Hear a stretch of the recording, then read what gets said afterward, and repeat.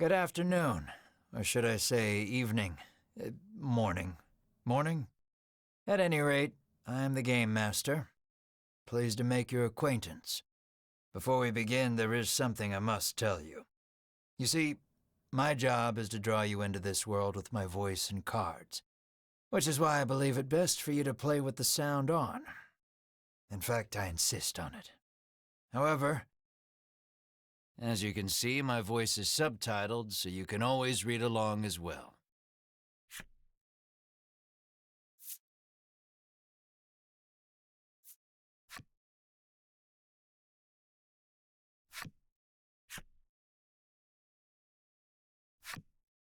Now then, are you ready? Let's begin.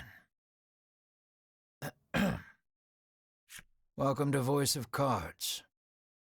You are about to take the first steps of your adventure. Through a realm of sword and sorcery you will travel, battling bloodthirsty monsters as you strive to realize your ambitions. I have every faith you will accomplish great things here. I am merely a witness to your exploits.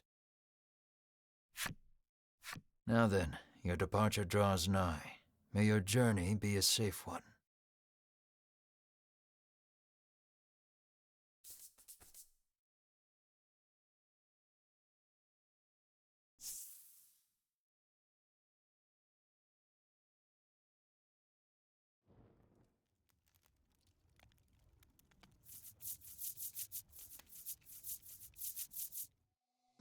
We begin in a cave. The surrounding rocks are slimy with damp. It feels as if some foul creature could leap out from the shadows at any moment. Yet in this horrible place gathers a fellowship of 3 adventurers. One is a young woman.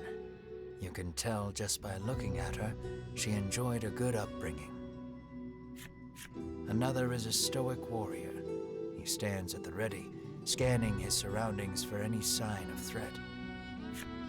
Last but not least is the old man. He has a sagely air and gazes into the darkness stretching out before him.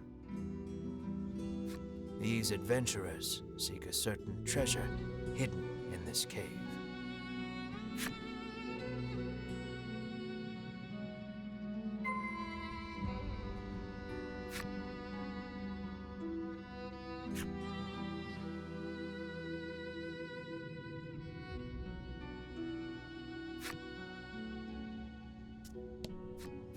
An iron door towers before you. It has rather conspicuous handles.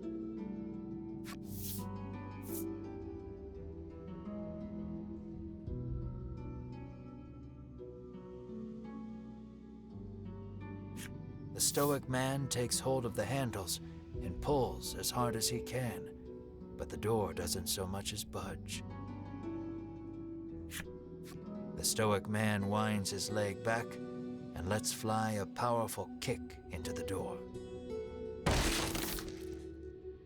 As his foot connects, the door trundles to the side. So it was one of those sliding contraptions.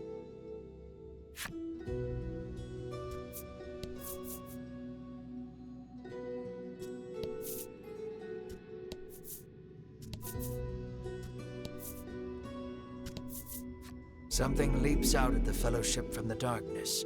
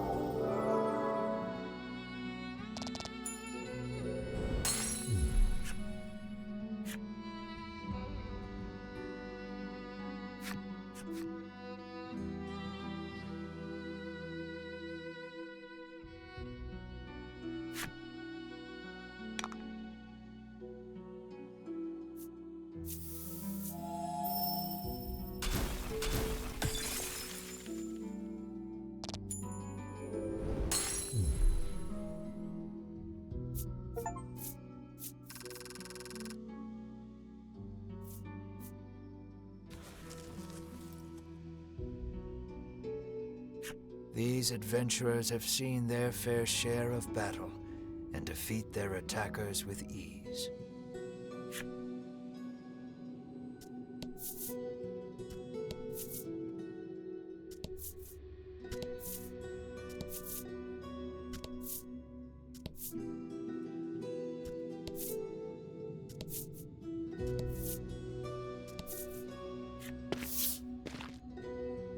As the trio approaches the treasure chest, an awful rumbling resounds deep in the cave. "You shall not have it," a voice growls. Before the wary trio appear creatures the likes of which they've never seen.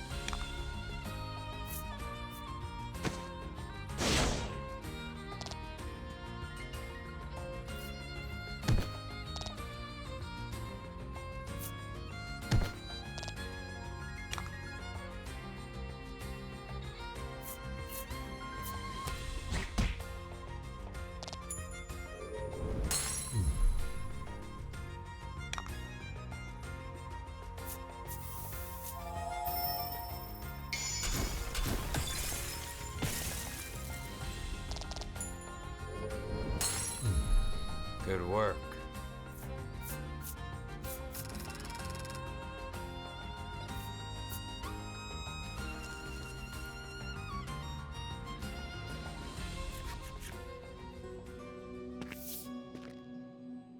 The young woman edges around the monster's bulk to stand before the treasure chest. There is treasure inside, no doubt about it, but it's locked tight.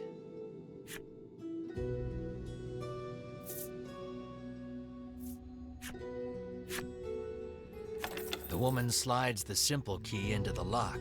The chest clicks open. Inside is what appears for all the world to be an ordinary medicine bottle. At last, we've retrieved the royal treasure, the old man says. The woman and warrior exchange a nod.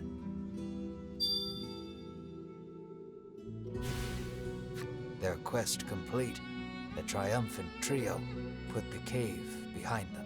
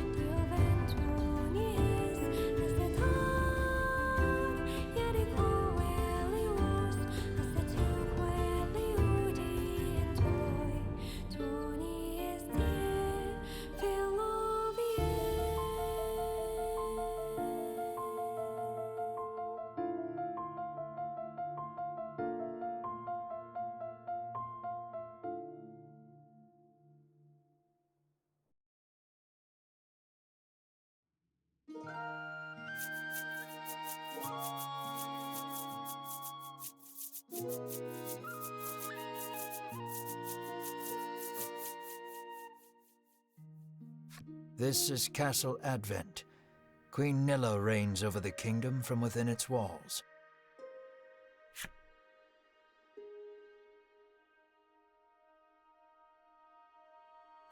In the crowded audience chamber jostle all manner of knights, adventurers, and bounty hunters.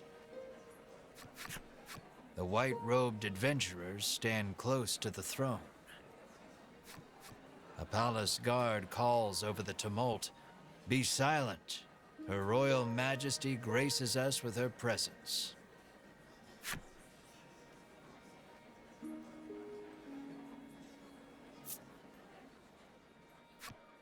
The cacophony ceases the moment Queen Nilla enters the chamber. Seated upon the throne, the queen faces the crowd, her lips part. "Thank you all for heeding my call to slay the dragon. Whatever it takes to defeat this reawakened evil, I ask that you do it. Whomsoever conquers this beast will be honored for ages to come and handsomely rewarded." At that, the gathered crowd cheers loud enough to shake the castle's very foundations. "Leave the dragon to us, Your Majesty," say the white-robed adventurers, as if the beast's demise at their hands is assured. "Indeed, you did well to reclaim the royal treasure," the queen replies. "I thank you, for my stomach becomes most upset without it, so the treasure is a staple of the royal medicine cabinet. It puts my mind at ease to know the Ivory Order offers its aid in slaying the dragon.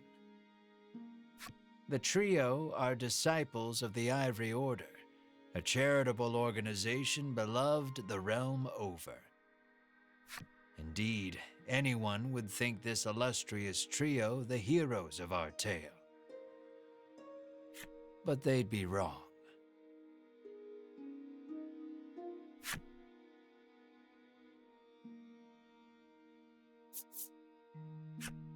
So we just gotta slay the dragon and we'll be drowning in gold. The man trails off, drooling over unknowable fantasies. Beside him, a strange creature lets out a chirping coo. Pay attention, because this is important. There he is, or there you are, I should say, the hero of our tale. A humble bounty hunter. You love little in this realm more than coin. A seemingly tedious fellow who doesn't hesitate to claim the title of hero for yourself. When you heard about the quest to slay the dragon, it was the promise of reward that lured you to the castle.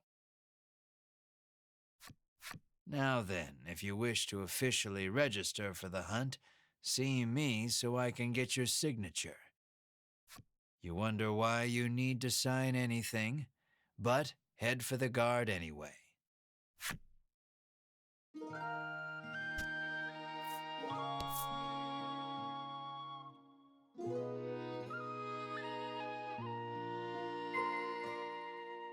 Shall we?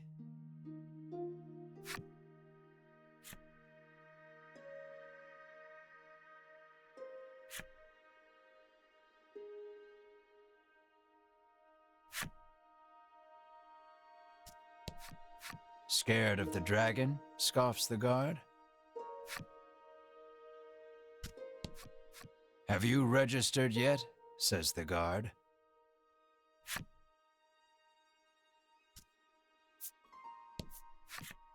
We of the Ivory Order will be the ones to restore peace to the land, brags a white-robed man.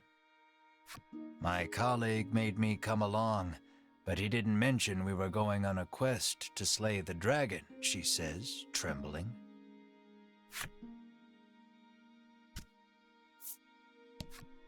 The man takes one look at your companion and shrieks, "Monster!"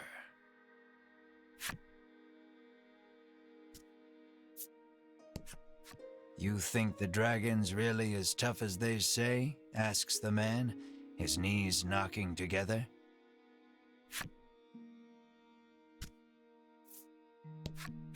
That reward for slaying the dragon is as good as mine, barks the man.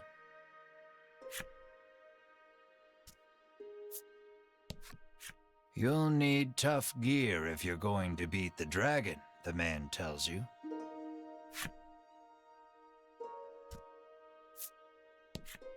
Keep your ears perked. You never know what you might hear that'll lead you in the right direction, the man says. You think.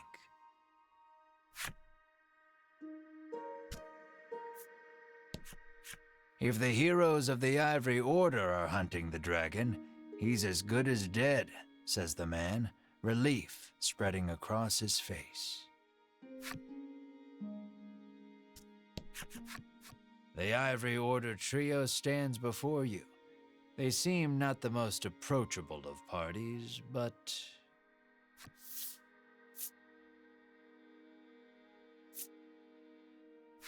You inquire about their identities. We are disciples of the Ivory Order. It is our duty to aid the realm and its people however we can. The Order's principal focus is developing medicine to distribute to people throughout the world. They begin blathering an answer to a question you didn't even ask. Sensing a long lecture ahead, you seize on the first chance to extricate yourself from their presence.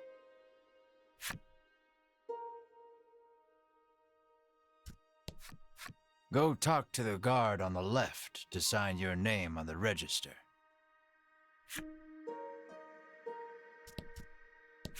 You try to speak to Queen Nilla, but a guard blocks your path. Figures a nobody bounty hunter can't just walk up to a queen and start chatting like they're best friends. Sign here, says the guard, handing you a pen and paper.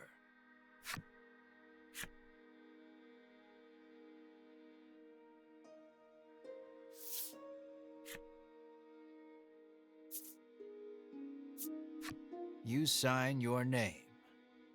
A fine name. After you've signed, the guard motions to the strange creature beside you, the monster too.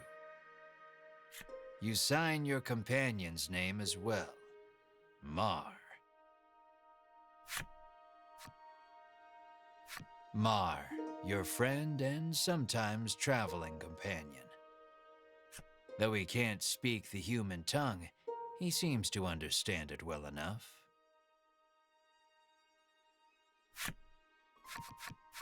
Thank you. Now we'll know what to have engraved on your tombstones. Can't ask the dead what name to mark their grave with, after all, the guard chortles. You want the reward as badly as you don't want to die. You figure you better make some strong friends.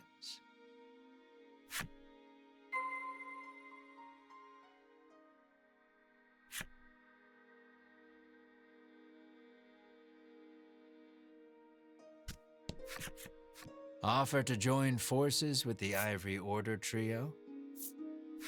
We select few are sufficient to defeat the dragon. We require no additional aid. And we certainly don't require the aid of a no-name wastrel. With that, the trio takes their leave of the castle.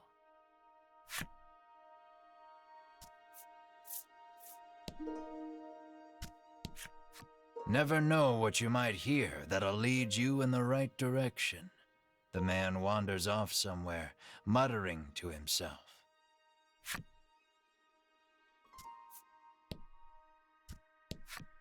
I'll let the Order handle this. Me, I'm heading home.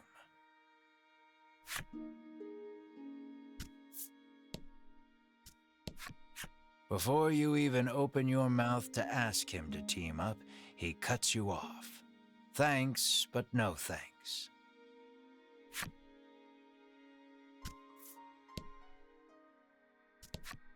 You ask him to team up, but he refuses angrily. I ain't splitting the reward with nobody.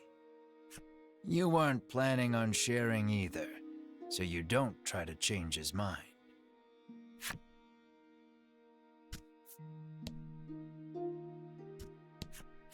You'll need tough gear, the man says, wandering off.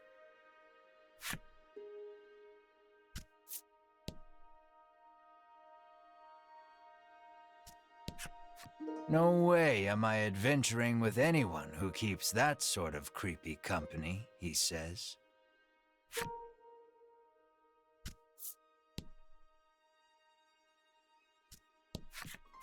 Let us depart. We have a realm to save. He grabs his less than enthused colleague by the wrist and drags her off. You catch a glimpse of the terrified look on her face, and then the two disappear out of the audience chamber.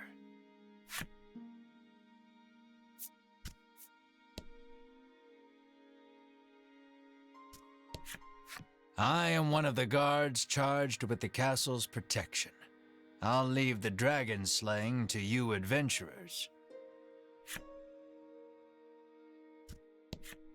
I am one of the guards charged with the castle's protection.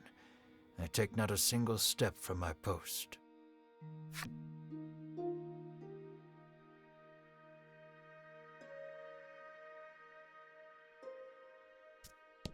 You've yet to find any help for your quest.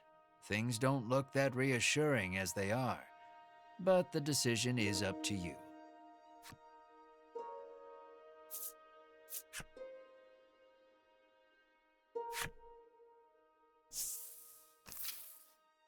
In the end, you set out, just the two of you, to hunt the dragon.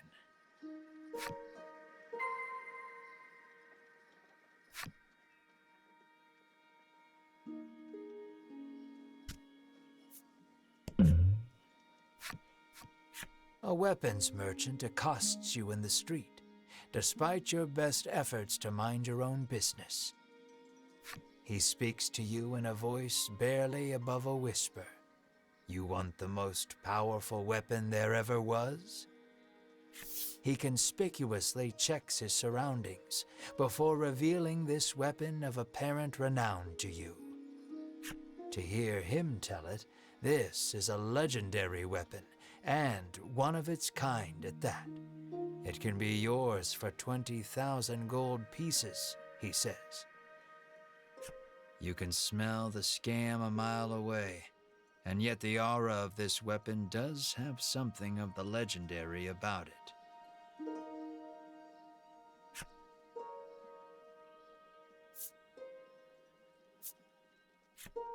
You ask who in their right mind would pay so much for something so clearly fake, stolen, or forged.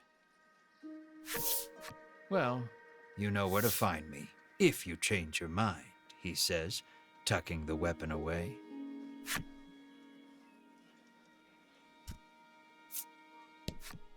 The old man kindly warned you of the dangerous monsters outside of town.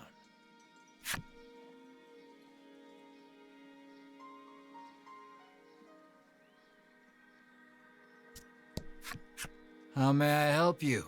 The proprietress inquires.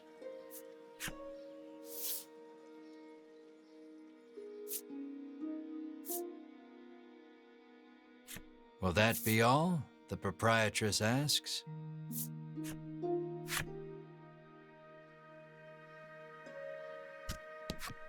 The door is shut tight. You spy a keyhole on it, suggesting the existence of a corresponding key.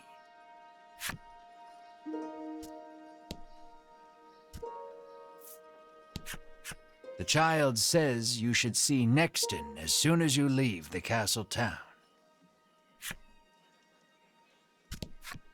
You peek inside the carriage shop only to hear the owner call out that they're closed.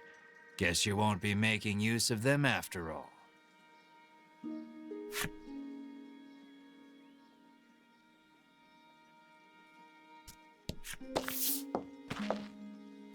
Before you stands a sign calling for people to join the hunt for the dragon.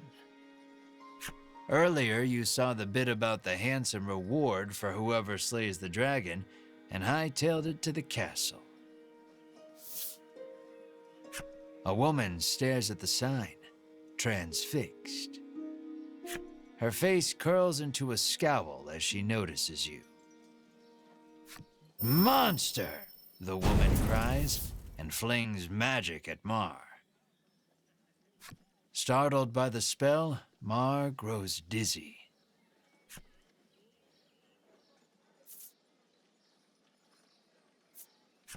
You whirl to the woman and shout, "What are you doing?" "This ain't a monster," you growl, as the woman snarls over you, "I hate monsters." The two of you bicker for quite a while.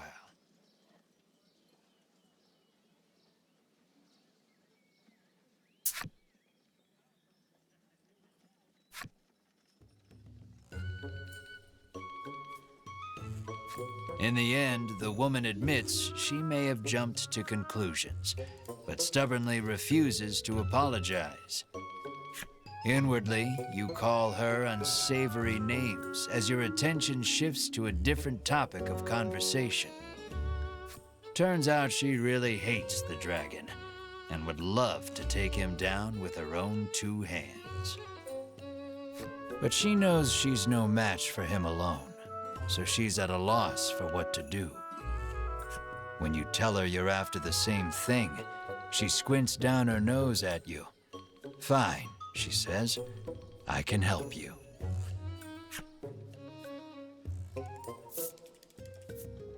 She's a little annoying, but you are looking for quest companions. "I only want to see the dragon dead. I don't care about anything else," she mutters.